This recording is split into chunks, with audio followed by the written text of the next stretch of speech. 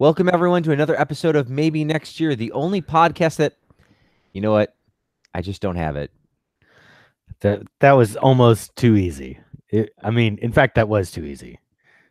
I'm gonna continue to complain. Oh no, I'm not. I'm not gonna continue. Welcome I'm everyone to I'm another not episode. into it anymore. No, I'm not into criticizing Frank's intros, so I'm just gonna stop. welcome to Buffalo Bills Maybe Next Year, the only podcast that without Paul, all Scott and I have to do is fuck each other. This podcast. Here we go. Hey Scott. I'm Scott. Hi Scott. I'm Frank. We'll get to the Jordan Matthews joke and the Vontae Davis stuff. But let's start with I guess the reason why we're all assembled. Um, you know, uh, the Bills lost a football game. I'd like to call this podcast to order. Oh yays, oh yays. We're gonna struggle through the part of the press briefing where we just have to say all the things that not this or any particular president told us to say, but we've got to get through this, and then you can ask your hot take questions. Press corps. The Bills were down 28-6 at the half to the LA Chargers, just like they wanted to be. They finished 31-20, which we'll get to, but to me is something to say. They did not embarrass themselves nearly as badly as they did against the Ravens, but they did not look good. Josh Allen had a start. There were some people who played for the Bills, and I don't want to say too much because I don't want to pollute the pool. I want to give Scott the first chance to comment on this game in the particular. So I'm gonna dive into the deep end of yes, Bills game. I did watch the game, knowing what had happened. I watched the replay, and I was, there's a couple things to say. I was pleased with how Josh Allen played, but he did not play well. mm-hmm. I was pleased that the team did not give up, but the team did not play well. I was pleased that they seemed to do better in the second half, but I'm still not sure that means anything. So, this is the season for this. I mean, this is the season where we're going to look back and be like, did the team go in the right direction, and are we doing the right thing? And that's kind of what we talked about with McDermott last week in the press conference that you pointed out. He's talking about how this is the right thing for the team in the long term, not necessarily to win one particular game. Right. But given the game is the frame of our analysis at this point, we didn't win the game because we didn't play well. Like, the offensive line continues to be terrible. That is not, and Joey Bosa didn't even play. No, did not play. Right. So, and he's probably their best pass rusher. So, we still had Allen still got sacked 5 times with the opponent's best pass rusher not playing it down. So that's not a good sign. The run game looked marginally better against the Ravens. Again, we kind of knew that last week was probably a bit outside the norm, and that while a bad team, the Bills are still a professional football team. They looked a little more competent in all phases. The special teams, I will just say, very disappointing in terms of the return game and the kind of consistent inability to either both the return game and the coverage game, whether not covering punts down at the one or not being able to run them out or letting them go into the end zone, just seemed consistently kind of befuddled in those kind of key situations, which, when you're trying to come back. And that was a thing, a guy had told me, because I was working on Sunday, oh yeah, it's 28-3 at halftime. And I'm like, awesome. But they were in the game a little bit. There was a point in the third quarter when the Bills were down 2 scores and had the ball 1st and 10 on the Chargers 42. Right. That is not, you are not out of the game at that point. And that's kind of what I was expecting watching it. And they weren't. The problem, of course, was that they did not win. They did not do anything with that field position. Allen ended up throwing an interception and then throwing another interception after that. And again, when I had kind of read the recaps, I was like, oh, well, maybe he was pressing late because they were a little out of it. They were definitely in it. He just couldn't make it happen. And again, he's a rookie. It's a learning experience. Got it.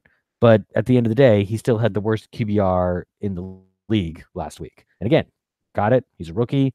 He can get better, but let's not, and yes, he made some throws, but let's not get ahead of ourselves. Sure. I think that's an entirely fair way to at least if I can. I'm trying to find his intercepted because I felt like his first interception was not Never should have awful. thrown the ball. Oh, okay. That All was right. the one. That was the one where he was getting sacked, and then Right. he basically tried to get rid of it in the field of play into Right. double coverage, Okay. which Was it? never was going to work. But The se- didn't that one kind of travel a bit? Like, wasn't there one that I felt like there was one that was like a little deeper to me, and it was like, okay, you're trying to make a play, you're gonna make mistakes, and at least you threw it down the field, it and was it the was problem was close to a punt. on the And second interception, it was first down, okay, and he was throwing out of his end zone. So I get the incentive to kind of like you just got to get it out of the end zone when you're back there. right, So that is a bit of a mitigating factor, but ultimately he underthrew the guy, and that's why if he threw it accurately and on target ahead of the receiver, it would have been a completion. And again, we know he's got the arm, and we can see it on some throws. But the same thing with the Zay Jones 57-yarder. Jones had to stop and come back for that ball. And yeah, again, the accuracy, the arm is helpful, but if your receivers are going to have to stop and come back, and you can't get it to them consistently, it's not as effective. So right. Do you think that? I mean, I came away from the game at least. I mean, the opinion of him when they drafted him, and certainly I wouldn't. If you listen to this podcast, I was not a fan of drafting him, but the opinion was this guy is going to be a caricature of a shadow of a NFL quarterback. Like literally, he's going to be like the scarecrow of quarterbacks, and I came away thinking, well, he's not that bad. Like he certainly has some skill and some talent, and was able to do some things, and certainly is. Look, I understand Nate Peterman's a low bar, but he was better than Nate Peterman. he was. And he, managed to throw for 245 yards. Let me find the box score. Yes, minus the Right? sacks. Minus the sack. Not counting the sacks. So if you count the sacks, it's Right. So in a bad day, right? Like he got to 250 yards, which I mean, how many times did Tyrod Taylor get to that? Right. And sure there were I get right 3 times. So probably more than that. Yeah, but not many. I don't know. I mean, I guess I was encouraged that this was the game I thought sample size too. Absolutely. This is the game that I'm just happy that he's already gotten to one. Right. So like in his first full game, like we have an opportunity to look at a guy who's going to throw, more maybe, or I don't want to say too much. What I want to say is this is what I expected the first game to look like. They would be definitely beat. They would not look lifeless, and there would be some positives to take away from it. And that's how I feel about this game was, excuse me. Allen did not look terrible, and he showed signs of good play, even though he showed plenty of signs of not great play either. The defense, of course, other than like you can, again, point to individual performances that were pretty good. Lorenzo Alexander had a sack. Was he the only one? No, Jerry Hughes had a sack finally. There were he got a gift when snap screwed up. Jeez, so sorry. You need to take a no. I'm gonna get this little itch out of to cough into the microphone. Absolutely, I feel like that's good radio. And even the first half where they were getting beat, it felt for the first time like it really is the defense and not the defense and the offense. Even though the offense wasn't doing much, they were already moving the ball better than they were the week before in the first half. And so even though they weren't scoring, they were like not like a floundering fish, just on the field flopping around. But let's not pretend they were good. So I think that we have a good agreement on what the game is, right? The floor for this team is really the Chargers game. The Ravens game is a bit of a an outlier. I hope. I would hope too, right? Not as much as we'd like, but I would think that like that was sort of a false bottom. We stepped on the grass thing and fell into the pitfall. Yeah. As opposed to here where, We're um, just a regular bad NFL team. right, Not a team that could like I went from 0-16 to you could steal a game against the Jets and maybe somebody else and Yeah, exactly. Like this is not going to be like 0-16 bad, probably. Like right. that's still in play because obviously it is until we win. Which Yes. we're not going to see any in the next couple weeks here. But at the same time, like there's enough. They look like a professional football team, and the defense got better in the second half. They started playing with a little more energy. We can discuss the play calling and the personnel changes in a minute on that. I think that's next, but I want to remember my note that the last three touchdowns scored by the Buffalo Bills are Chris Ivory, Kelvin Benjamin, and Kyle Williams. So a year ago, you would have not bet. A year ago, two of those people aren't on the team yet. And the other one, like you would only be picking Kyle Williams as the most likely of those three a year ago because he was on the Buffalo Bills. Yeah. And so there you go. Uh, this is evidence of a struggling football team. Also, evidence of a struggling football team. LaShawn McCoy, 9 carries, 39 yards, and some receipt 4 catches for 29 yards. So, sub 100. Caught all 4 of his passes, but also injured. Also, a lot going on. If we're being generous in his personal life, at the moment, he was accused today in these court proceedings or divorce proceedings of child abuse for basically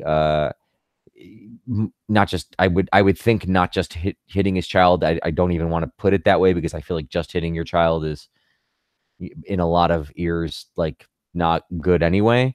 But like well into the beating of your child is what he's being accused of. If I could, make gradations of what's appropriate for hitting your child, or at least allow that. Some people think that. Let me Just keep talking. Keep yeah, talking. right. Digging and digging. Well, no, right? Like it wasn't like the story No, I was get your Sean point. McCoy spanked his kid. It's like he abused his kid.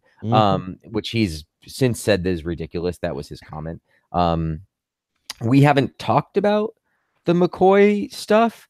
And do we want to wait for Paul, Scott, do you I think think? that was the theory is that we should Okay. probably wait for Paul. And also, obviously there's a variety of takes out there on this already if you'd like to Yeah. read them. So we don't necessarily have a lot to add here. Not that we shouldn't at some point, but I think in some ways it might help us to be prepared. I know I'm not prepared tonight to discuss all of the details that have come out on this. Same here, and I'll also say that like I feel like this story has had a lot of up and down and back and forth over the last 6 to 8 months, and it hasn't been a clear this person's saying this and they have evidence of these things and the other person's denying it, and it's like there's been a lot of like more uncertainty than even usual, even in how it's being reported, which has sort of also pushed us away from talking about it because you can get yourself in trouble. And It's not like the Ray Rice kind of slam dunk, like, well, he hit right. her. That's Right. what And then happened. right. And then we all saw him hit her and it Yeah. was even worse than we all thought. Yeah. Right. There's a lot of, and there's also a divorce and a lot of things going on. And so anyway, we're going to discuss that at a later time when Paul gets back. If Paul gets back, because the last time I saw him, he was at The Hague, and which would mean that they finally have brought international criminal Paul and his wife. His reign of terror is over. He's finally been brought to justice. Yes, and he can recite Bill's facts to the International Criminal Court. But McCoy's injured. They've said that his status has not changed. But that's something we'll have to think about going forward. Do you want to talk about the injury? I think it's just another sign of, well, we need to kind of think about the season strategically and kind of getting back to our conversations last week. Yeah. I get that McCoy obviously gives us the best chance to win when he's out there and healthy, but at the same time, my understanding is he is under contract for next season at least, right? Yeah, but I think at this point they'd be able to afford to cut him. I'd have to look that up, but I think understood that the running back certainly less important as they get older, but I think that might be one where it's kind of like we want to make sure that he's 100% and able to defend himself kind of on the field before we put him out there. Yeah. His cap hit for 2019, base salary of 6.1 million. 2.65 signing bonus. Cap details. It's a $9 million cap hit or 2.625 in dead cap. So my guess is that's doable given the amount of cap space we have. right that they're going to free up a ton of money, and 2.6 is not really going to 90 million something. Yeah. Yeah. Okay. So we will discuss that as we go further. But if you didn't think that the game, look, here's the story of the game. Vontae Davis quit at halftime, which my first thought was, well, I quit at halftime, so what am I really doing holding it against Vontae Davis?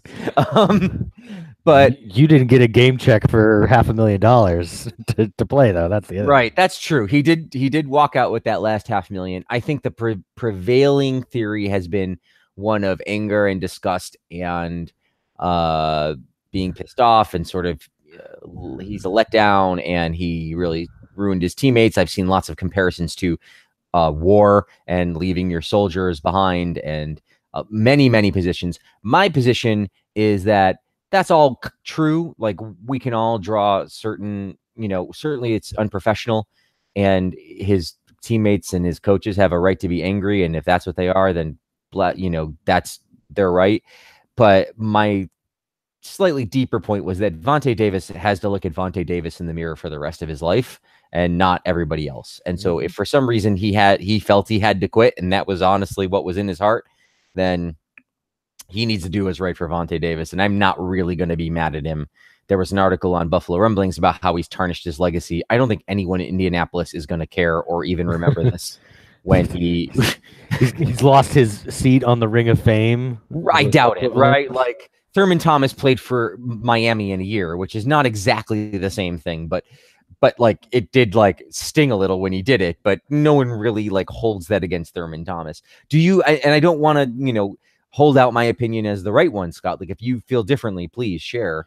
No, obviously. I mean, I think, comparisons to war are certainly overblown. And I am a strong believer in kind of, the bond that we have with each other as humans for one, but also like as coworkers and loyalty amongst the team. And that, yeah, technically we're all here for a reason, and that's to get paid, even, in a auto parts shop or a realty, whatever, but life is the connections that you make along the way to a certain extent. And I feel like it would be, there was a, for those of you who haven't read it today, there was a Dominique Foxworth, who I guess writes for who's former NFL cornerback, just I guess sort of semi-retired.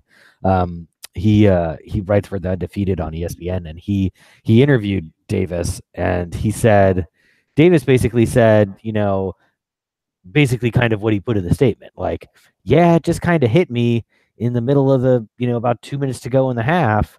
Like, I don't want to, like, I can't do this anymore. I don't want to do this anymore. I shouldn't be here. And he told his coach, I'm not coming out. And that was it. And then he never went back out again. And I get feeling that. And I get, you have that kind of moment of clarity or whatever, like, this isn't meant for me. It's over. I'm done. I don't know how you can then not look at all of the guys around you and be like, to hell with you all, I'm going in. Like, see you later. Like, I get that ultimately, yeah, it would really kind of suck to make that decision, go out there for the second half, and then get, your leg, broken in half or something. Right. But at the same time, and it seems like you've been doing it long enough that maybe you can just kind of say that to yourself and do it after the game. I don't think anyone really would have minded that much. I think the other corollary I'll say is like, I just had it in my head and it just walked away from my head. It just, there it goes. Goodbye. Bye. But what it was anyway, it was incredibly profound, and I'm glad that I brought it up. So I feel different. Over to you, Frank. I think I really changed the debate on this. It's okay. Well, that's it, right? In a way, I'm wondering why I understand why we're debating it, because it was a shocking, weird thing that doesn't happen. But let me do this. Let me bring you into it this way. Sure. The other thing I thought about is this. everybody's very down on Vontae Davis, and that was a lot of what the discussion was this week on the radio. My thought, to the point that I almost called the radio station to ask this question, but I said I'm going to save it for the pod. This is the third player in a little over a year to quit on the Buffalo Bills. And for a team that prides itself about the process and getting the right players in there and doing things a certain way, and we're a team and we rely on each other. You've got, and granted, Anquan Boldin and Richie Incognito were different situations than this, right? But Boldin and Incognito both had committed to playing to the team and then left. And Vontae Davis is the third guy to do that. Incognito is a little different. They restructured his contract, but he essentially agreed to be here. He was going to stay here, and then suddenly he wasn't going to be here, which makes me wonder about this front office again. First, in one of two ways. Are they really missing on some of these guys, or are they, and that doesn't even really bring in like the Eagles receiver, Jordan. Matthews. Matthews. He didn't really quit. He got hurt and never really could play very well, but he never really seemed into it either. Although given his extracurricular activities, maybe we know why. But like, are they identifying the wrong people to keep around? Are they saying, well, I'm not fully, maybe some of this right player stuff is a bit of baloney, but we think that these guys can help us? Or are they doing something? Are they conducting themselves, the front office, in a certain way that are pushing these players away?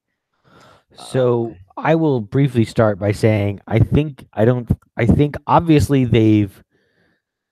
I think you're right, because they're all little different situations. It's hard to say that there's a systemic problem in that they're unable to say, like, to do their research on each individual guy enough, because obviously there are a lot of guys on the team. Not all of them have quit. Certainly, it seems like that's happening a bit more to us than normal this year.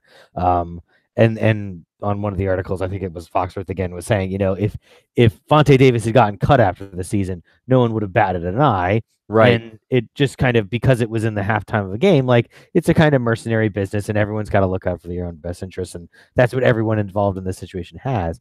I think from the only point I'm concerned about it is from the way that they are building the team, which is they've talked about building through the draft. And to a certain extent, we've seen that a little bit, but they also seem to have this unnatural affection for really old players. Like, they seem very interested in bringing in the Chris Ivory, Ramon Humber, Anquan Boldin, version of these guys that are, well past their primes and to a certain extent on the way out anyway. And Vontae Davis is another example of that. And when you have guys like that, you're just more likely to have them decide to hang it up at some point because they've already made their own money. And again, I don't want to say that there isn't a value in having some guys like that. I think you need to have a balance on your team. Obviously, you build it all with draft picks. You're going to have a bunch of guys running around who don't know what the hell's going on. Right. But I think that this front office, more than others, and when I say front office, I'm including McDermott here, they seem to pride on this kind of like guys who've been around, professionals, know how to conduct themselves. I think that's what they're telling themselves, and that all may be true until these guys get into a situation where the team's garbage or they don't want to be here anymore. A rookie may say, I got to stick it out and I got to get out of here, makes it, and so I can make my real money, gets onto my second contract.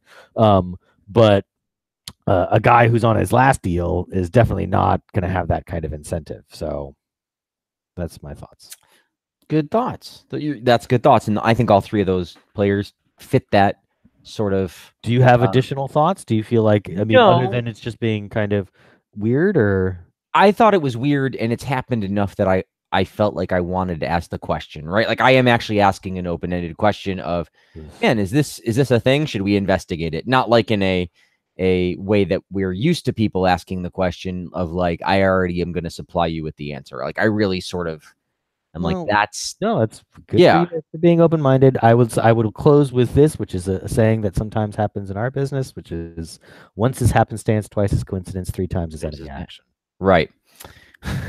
Right. I was going to say twice is a coincidence, third time's a pattern. So we, that's why I was like, all right, well, let's keep this in mind. Holy moly. I just pulled up the odds. We're not going to talk about it till later, but the Vikings versus Bills stuff is ugly. Why don't we get to some stars if there are any? There's plenty of stars. They just all went back to Los Angeles. They're all yeah, exactly. They're all powder blue and yellow. So I will look for an honorable mention star, and I will give it to. There's definitely a thought of me that wants to give it to Josh Allen. Okay. There's a thought of me that wants to give it to Zay Jones for like Okay. catching a ball, and that's 2 out of the 3 times they threw it to him. So that's those aren't too bad. I'm gonna give the honorable mention to Jerry Hughes just for the second half. okay. So he gets half of an honorable mention because like and we didn't quite get to the scheming thing yet. He clearly had a fire lit under him in the second half. I will say that much of, and I think that's a pretty nice thing to have. Okay. So hopefully he brings that into next week. In terms of your actual 3 stars, I will give one to Tyrell Williams, who I was not. In fact, I will just give them to Tyke Williams because there were a lot of guys named Williams catching the ball for San Diego, and they seemed pretty uncovered. All the Williams, right? Exactly, yeah. And so I will give them 5 catches for 60, 75 yards. But again, all of the receivers for Los Angeles pretty much had their way with the Bills, including guys who were not receivers. And the second star goes to he had to get this. He had to be on the star list because I have his jersey upstairs. Melvin Gordon, Of course. 15 touches for 66 yards, but also 3 touchdowns. Mostly because he pretty much befuddled Tremaine Edmonds in coverage repeatedly, or at least Tremaine Edmonds once and Milano another time. And that clearly was something that San Diego pretty early on honed in on. Like, they're not covering us at all in the running back game or over the middle of the field, or really anywhere for that matter, but certainly anywhere the linebackers were. So that was a matchup they clearly liked, and they exploited it. Melvin Gordon, obviously the recipient. But he was going to get it, and then obviously Phil Rivers, pretty much unconscious for most of the game in a good way. 23 of 27, 256 yards, 3 touchdowns. Did get kind of sacked a little bit once or twice, once on like a fumbled snap, and there was another one that happened at some point. We ended up cutting to him, but essentially a light scrimmage for Philip Rivers for most of the game, in which he pretty much performed as you'd expect, with almost no pressure for most of the first half. Again, he has had plenty of bad games. He has, I don't know if I think he might have won 1 or 2 playoff games. He's certainly not a bad quarterback, but he's had plenty of terrible games, and this clearly was not one. So better luck for the Bills next week and maybe cracking official 3 stars. The trend is in the right direction, but we're trending in the right. But maybe the teams coming up aren't the ones that we're gonna really see that happen. Yeah, I feel like by the end of the year we'll have a Bill as a star. Let's hope so. I'm prepared to wager on that.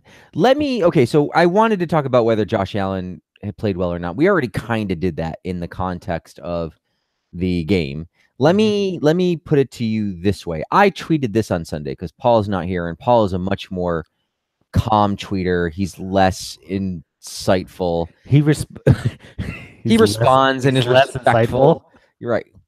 No, inciting. Not right. He's probably more insightful, but less inciting than I am. Excuse me. Full of insight, not insight.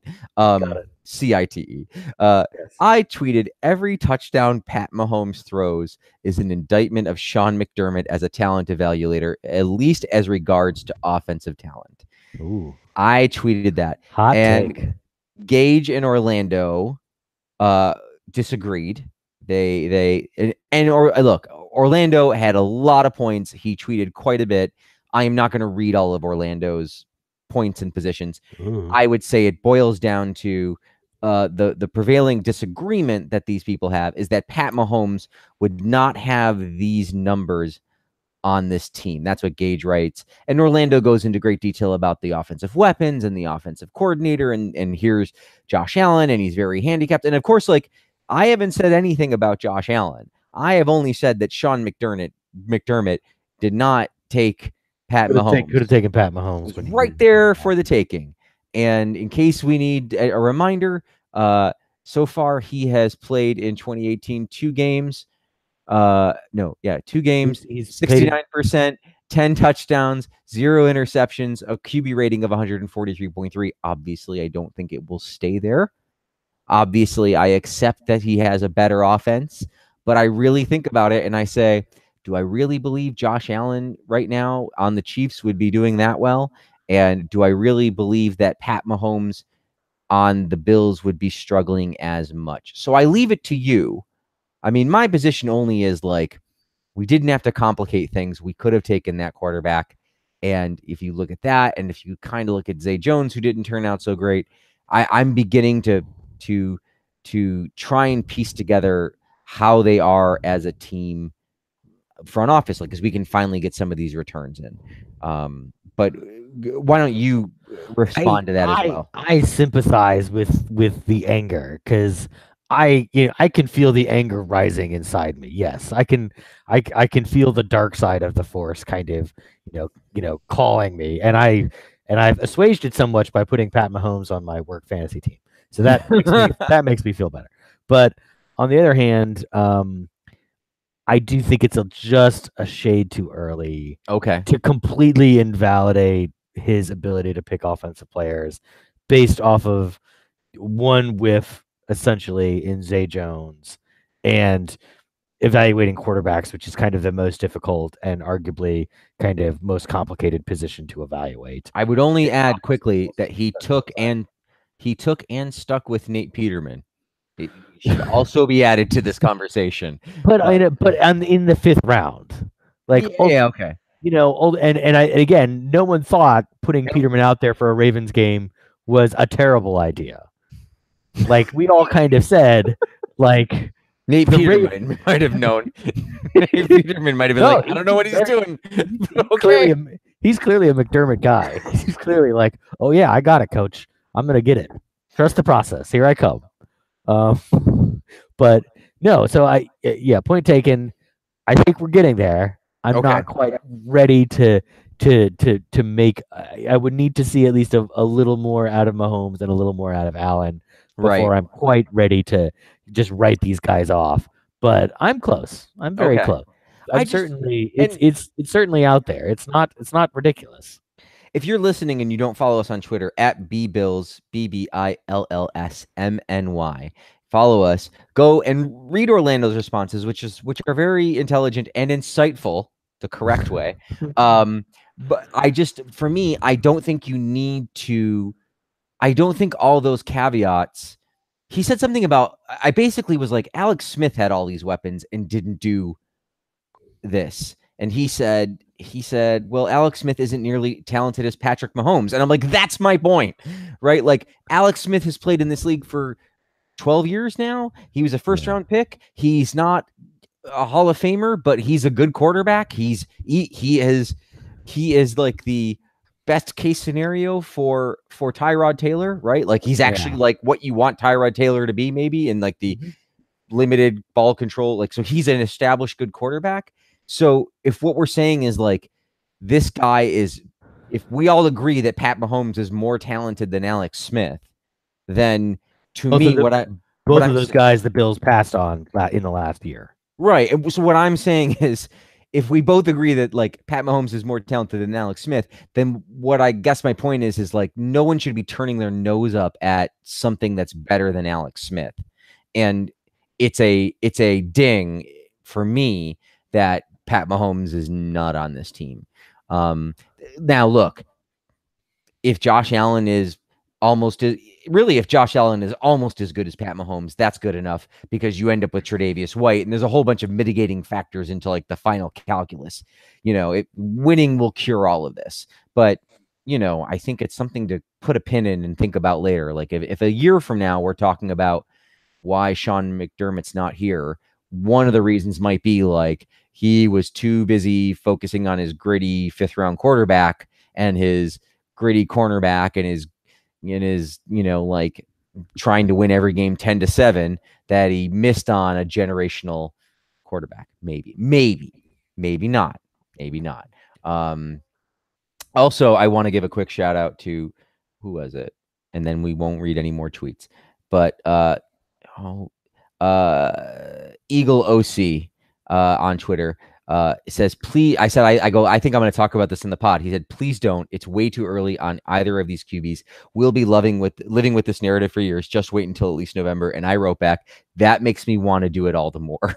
It's like the fact that you don't want to hear this, I appreciate, but now I want to bury you in it because I'm mean, like you, especially without Paul here to like make us nice. No, exactly. He is the good angel on our shoulders, and we're just kind of two devils, just kind of one upping each other and how terrible and negative we can be. Scott, the head coach took over the play calling for the defense in the second half. The second half, which we all agree was better than the first, where they played with more energy. Much like when he has like waited to announce who the quarterback would be and then ultimately like change directions, he has not yet. They've asked him and he says, we have not settled on who will call the plays in the second half. So question, can the defense be better? And two, does McDermott calling those plays make it better? And three, what does that mean for Leslie Frazier or however else you'd like to discuss this? No, those are good questions. I think so. Looking at the game, sorry. Yes. Looking at the game and again having the benefit of hindsight and being able to kind of look for play calling differences or whatever in the game, I did notice a bit more aggression in the second half with McDermott, but I also didn't feel like there was a massive amount of difference in the results, other than it seemed like the Bills players were more motivated in the second half. Now, whether that's McDermott motivating them as head coach or because he's calling the plays, they now take things more seriously or something. Either one of those, if he's whatever he did to motivate them more, please continue to do that regardless.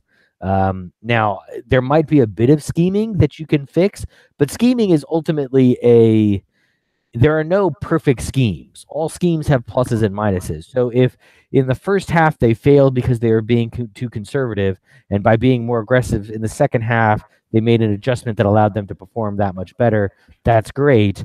But that doesn't necessarily mean that next week when that's on film, the Vikings or the for the Packers might see that and be like, oh, when they're playing a little more aggressive, this is how we attack it.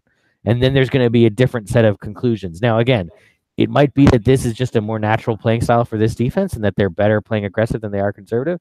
That could be true, but I don't think that that's going to de facto solve the fact that we're going to be starting Lafayette Pitts at corner next week. Or that, Trent Murphy is kind of not really done anything so far, and Star Latulele is also not really doing a tremendous amount. So I think there's and that the linebackers have trouble covering people. Like those problems are personnel problems, and those are not going to get fixed this season functionally. So I think there might be some marginal improvements to be made from McDermott calling the plays, in which case, to the extent that Leslie Frazier's there to help him game plan during the week and go over to the meeting rooms and make sure people are minding their P's and Q's, like obviously that's needed.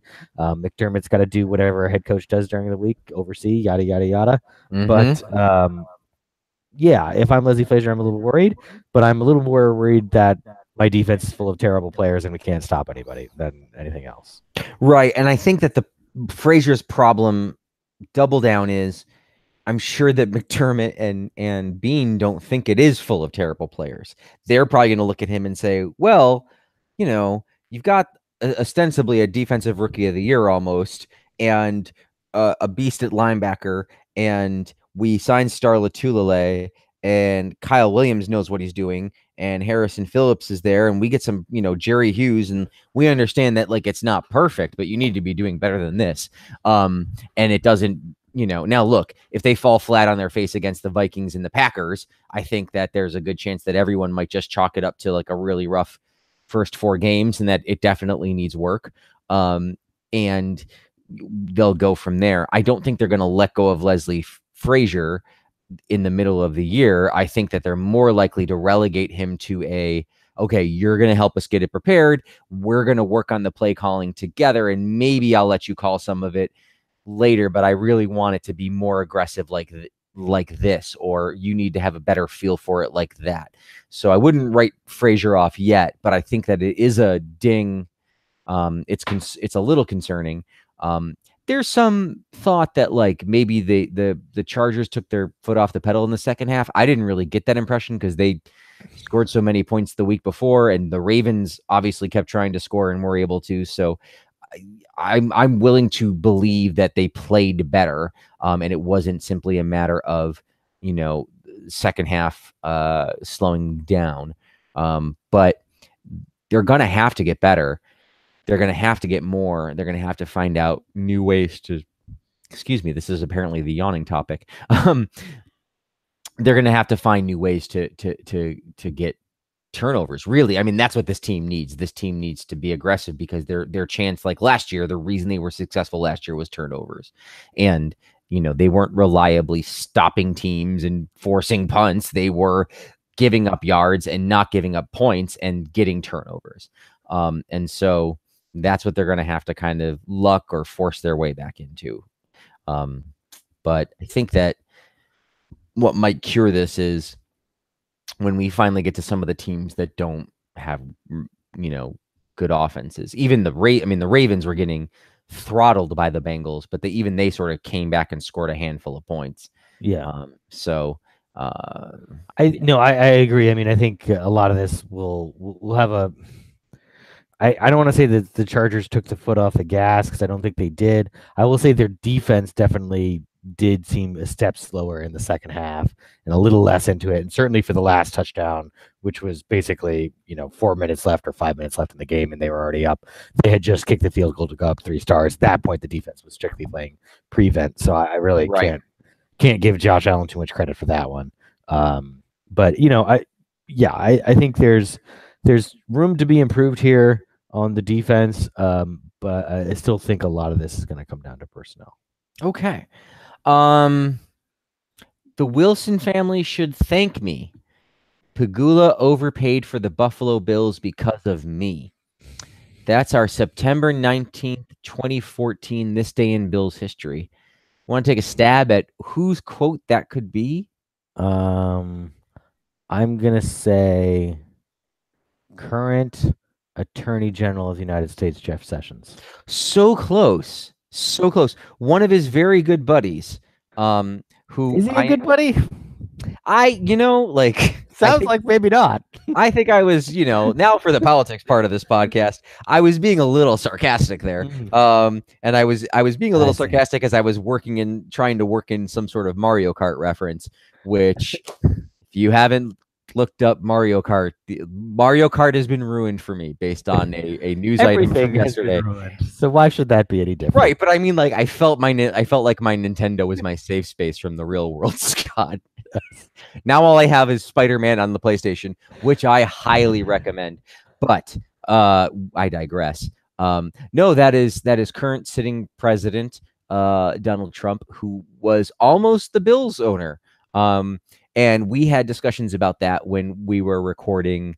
That was back when we would record podcasts at my house, or I think Paul was in town because we remember recording a podcast talking about him and Pegula possibly buying the Bills in my basement, and we had a great conversation on the pod, and then we had a separate conversation off the pod where I was like, "Do you think he should have bought the Bills and not run for president?" And we all sort of were like, it won't happen. And here we are. Yes. Yeah. So I guess it's, a reminder that the $1.4 billion that Terry Pegula spent on the Buffalo Bills, beating out Donald Trump, who put in a serious bid for it, along with Bon Jovi, and part of the reason the Bills are staying in Buffalo, and also now talking about a new stadium, and they're starting their language of hardball, like, well, let's hope we can get a deal done on the stadium, and I mean they will, but this is This Day in Bills History, which will get better when Paul gets back. But I didn't really find a game. I didn't look too hard, and I saw this quote, and I said, yeah, this is timely. This is I'm also going to say at some point a player who used to play on the Bills probably died today. At some point. So Yeah. let's think about them for a second. Let's pour out some for that unnamed Bill player. Yep. Yeah. Okay. So that was this day in Bills history. Jordan Matthews and then Bills Vikings. Yeah. So Jordan Matthews said that his he's a father now. He's a newborn baby because there was nothing to do in Buffalo except each other. I think was the exact quote. Mm-hmm. Him and his wife, and he would not be the first nor the last person to say that there's not much to do in Buffalo. I am one of the people that at times have said there's not much to do in Buffalo or Western New York. Scott, take it away. I wish I had like a full like roast kind of level of like body jokes about Mm-hmm. long times down at the local Buffalo. I don't have enough good Buffalo references that I could fall back on. I'm sure Yeah, Paul would have. we need the Paul rebuttal to sort of Yeah, for just kind of 15. He needs to just post on the Facebook page 15 jokes about doing it in Buffalo. I think right. that just needs to be like that episode of The Good Place where like they always have the lists of, like quiche places in heaven, and it's like, don't you want to quiche me or something like that? And they're all quiche jokes. But anyway, tangent. The one that I was able to come up with that was relatively related. This is a great setup for a joke, by the way. Mm-hmm. Is that clearly Jordan Matthews had plenty of time for making love to his wife, presumably, was because he wasn't that good playing for the Bills. Huh? How Yeah. about that? See, Yeah. I there's guess the we know. punchline of the joke. I guess we know how he cracked his ribs. I mean, like there's a, you know, if only he had hands like that on the field. I mean, I'm sure like we could, I'm just trying to work off the top of my head here, but Yeah, this was a terrible, terrible segment idea. yeah, but it was important that, somebody else said something terrible about Buffalo and sex was involved. So Exactly. And as I told Frank, we have to cover it on the podcast because the last time we had a Bills and sex story, I think it was the girl in the parking lot who was getting the Paul Posluszny, or not the Paul Posluszny journey, Kiko Alonso jersey. yes. So this is at least it results in a, Yeah. much more wholesome the way it's like marital and or at least Well, wait, now relationshipy. was the LaShawn McCoy party before or after that? But was that? Yeah, that's Probably true. after, because Kiko. Well, that would Yeah, have it been around was the same after that. time because that was the trade, right? It was Alonzo for Right, McCoy. so it would have to be after. Okay, so it wasn't the last time, but that was the last. Okay. I'm glad we figured that All right. Speaking of getting effed, the Buffalo Bills are. Let's see. The predicted score is 36-5, out. according to Nice. OddsShark, which has the Bills currently. I think this line has gotten bigger. They are currently 17-point underdogs to the Minnesota Vikings. That sounds I think in about. all the years that we've done this podcast, even to get playing the Patriots twice a year, I don't think I've ever seen 17 points.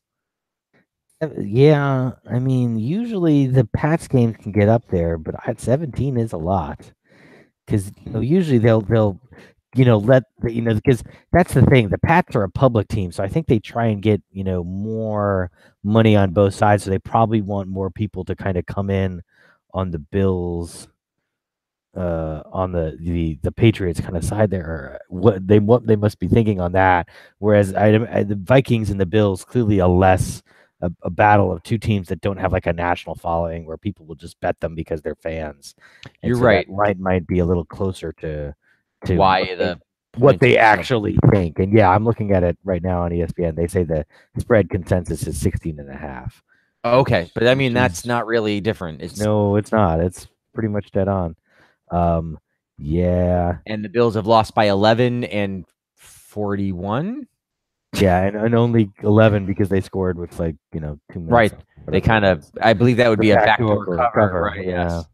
Kind of. And obviously the Vikings made the NFC Championship last season. Obviously the Vikings have arguably gotten better because they've signed Kirk Cousins.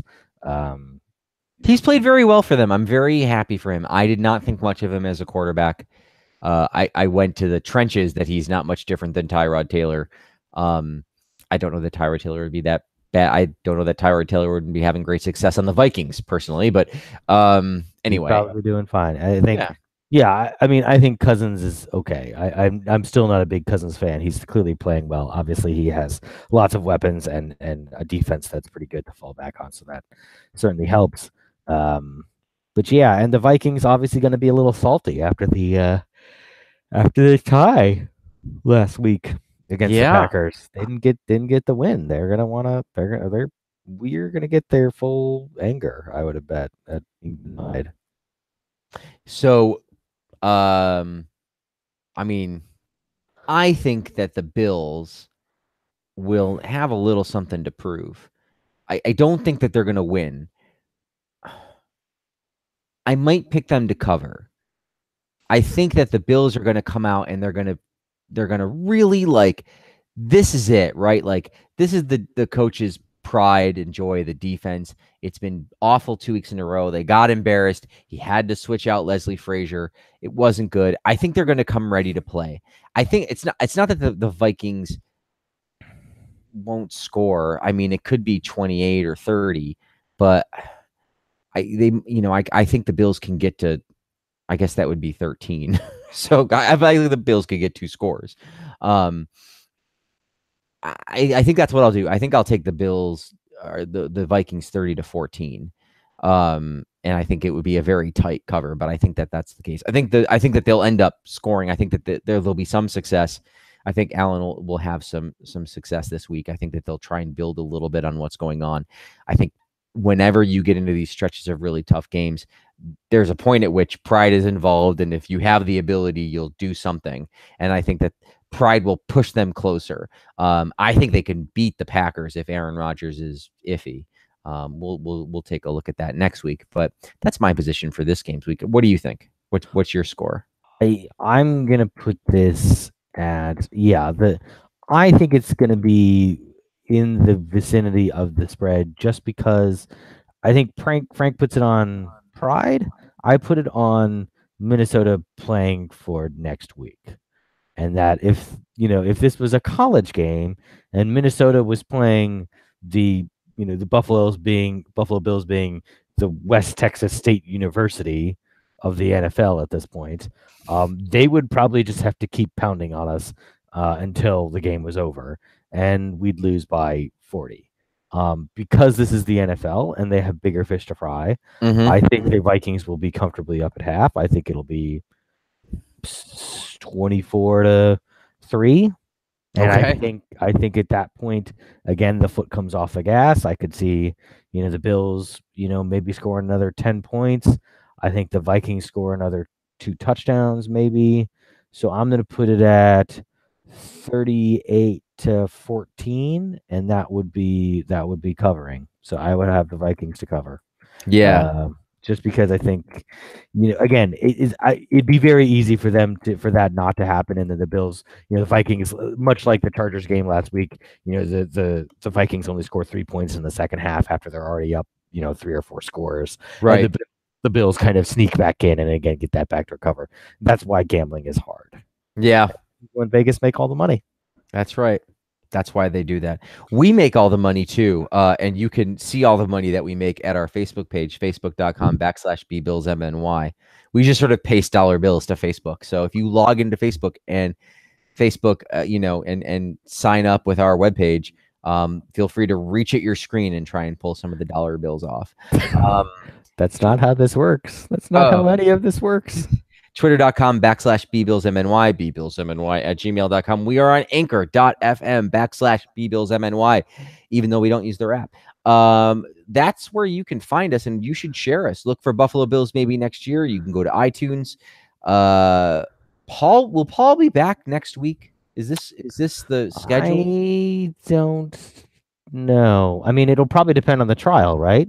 Yeah, I mean, if he's just in The Hague, I mean, maybe we can get him Do a. they let him out on bail if he's No, in The but we might Hague? be able to give him like a prison cell phone that he can use That's probably true. I to mean, to watch the game. it And is a prison in the Netherlands. It's not like a prison in Zambia, you know. right, yeah, Zambia. I'm sorry, Zambian Prison Authority. I'm sure they're lovely. Yeah, you're just tanking our Zambia numbers. There goes that Zambia ad revenue I had worked so hard to get. Here come the letters. Oh, the letters. Dear sirs, I downloaded this podcast onto a cassette and listened to it, and I was very angry, and I wrote you a letter. We have the internet and iPhones. I can listen to it. I just wanted to be difficult. Right. Okay. Yeah. All right. At this point, everyone stopped listening to the podcast, so we should stop. Oh yeah, this was the point, right? They made it this far. Okay. Well, if you have made it this far or you've skipped ahead, thank you so much for listening. We really do appreciate it. Hopefully, the Bills will show us something fun on Sunday against the Vikings. And if not, they will still be there playing next week. And as we will, they be there and recording next week. Thank you so much. Until next time, my name is Frank. I'm Scott. Good night, everyone.